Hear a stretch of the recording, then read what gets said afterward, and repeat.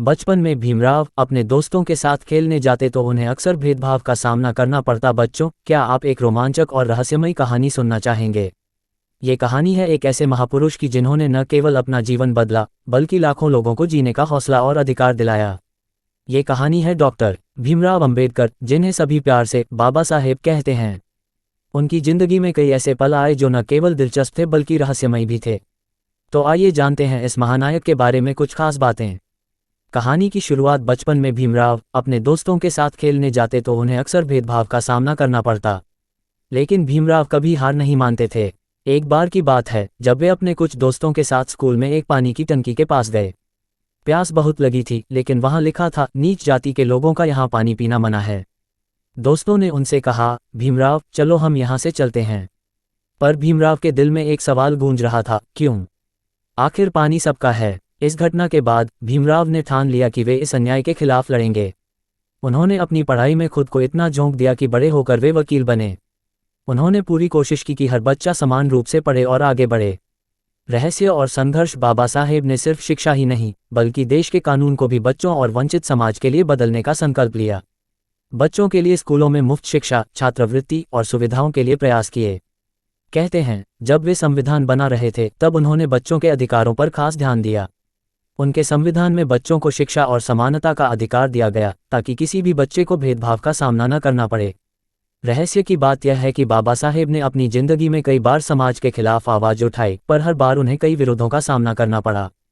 एक बार जब वे दलित बच्चों के लिए स्कूल खोलने का प्रयास कर रहे थे तब उन्हें रोकने के लिए कुछ लोग खड़े हो गए। पर बाबा साहेब ने हार नहीं मानी और उन बच्चों को शिक्षा देने के लिए हर संभव प्रयास किए। बच्चों के लिए बाबा साहब का संदेश। डॉक्टर अंबेडकर का मानना था कि बच्चों का भविष्य तभी उज्जवल हो सकता है जब उन्हें शिक्षा, अधिकार और समानता मिले। इसलिए उन्होंने हमेशा बच्चों को मेहनत करने, पढ़ाई करने और अपने अधिकारों के लिए खड़े होने की प्रेरणा दी। बाबा साहेब डॉक्टर भीमराव अंबेडकर ने बच्चों के लिए कई महत्वपूर्ण काम किए ताकि उनका भविष्य उज्जवल और सशक्त बन सके। वे चाहते थे कि सभी बच्चों को समान अधिकार मिले और उन्हें शिक्षा और विकास के मौके प्राप्त हों। 1. शिक्षा का अधिकार। बाबा साहेब ने शिक्षा को बच्चों के जीवन में सबसे महत्वपूर्ण स्थान दिया।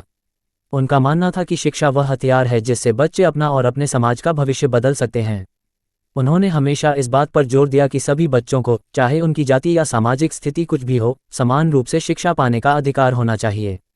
उनके इसी विचार के चलते भारतीय संविधान में शिक्षा का अधिकार सुनिश्चित किया गया। यह बाबा साहेब के प्रयासों का ही नतीजा था कि समाज के सभी वर्गों को शिक्षा का समान अवसर मिल सका।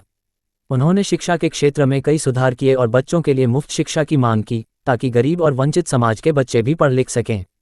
2. छात्रवृत्तियां और विशेष सुविधाएं। बाबा साहेब ने शिक्षा में भेदभाव के खिलाफ आवाज उठाई और वंचित समाज के बच्चों के लिए छात्रवृत्तियों और विशेष सुविधाओं की व्यवस्था करने की कोशिश की।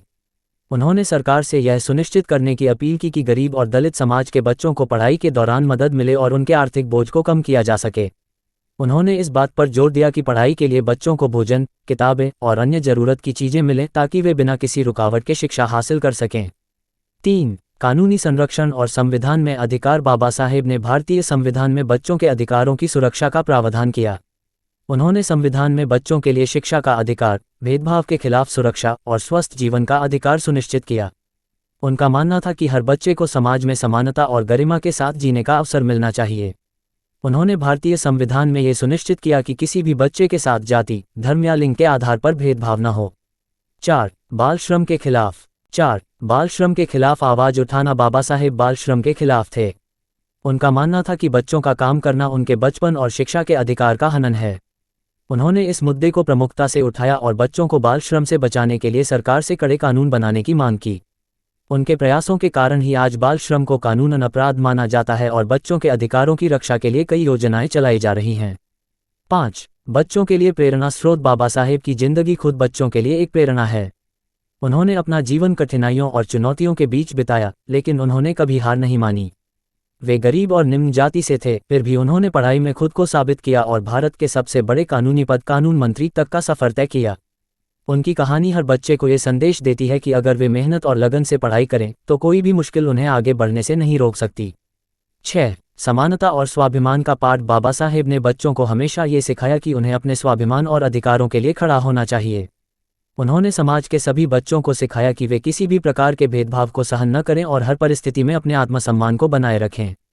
बाबा साहेब के जीवन से बच्चे ये सीख सकते हैं कि अपने अधिकारों के लिए आवाज़ उठाना कितना जरूरी है। निष्कर्ष, बाबा साहेब डॉक्टर भीमराव अंबेडकर का जीवन बच्चों के लिए एक सबक है, शिक्षा का महत्व, समानता का अधिकार और अपने स्वाभिमान के लिए खड़ा होना। उन्होंने समाज के हर बच्चे को ये सिखाया कि वे जीवन में किसी भी तरह के अन्याय के सामने झुके नहीं, बल्कि अपने अधिकारों के लिए हमेशा संघर्ष करें। तो बच्चों, ये कहानी हमें सिखाती है कि हमारे समाज के हर बच्चे को समानता और शिक्षा का अधिकार है, और हमें भी बाबा साहेब की तरह इसे बनाए रखने के लिए हमेशा तैयार रहना चाहिए। तो बच्चों, ये थी कहानी डॉक्टर भीमराव अंबेडकर की, जिन्होंने शिक्षा और समानता का सपना देखा और उसे साकार किया। उन्होंने बच्चों को जीवन में आगे बढ़ने का रास्ता दिखाया।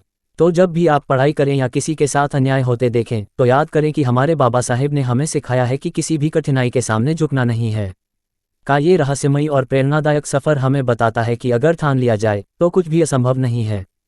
सूचना सिर्फ मान्यताओं और जानकारियों पर आधारित है। यहाँ ये बताना जरूरी है कि यह मेरा वीडियो किसी भी तरह की मान्यता, जानकारी की पुष्टि नहीं करता है। किसी भी जानकारी या मान्यता को अमल में लाने से पहले संबंधित विशेषज्ञ से सलाह लें। धन्यवाद।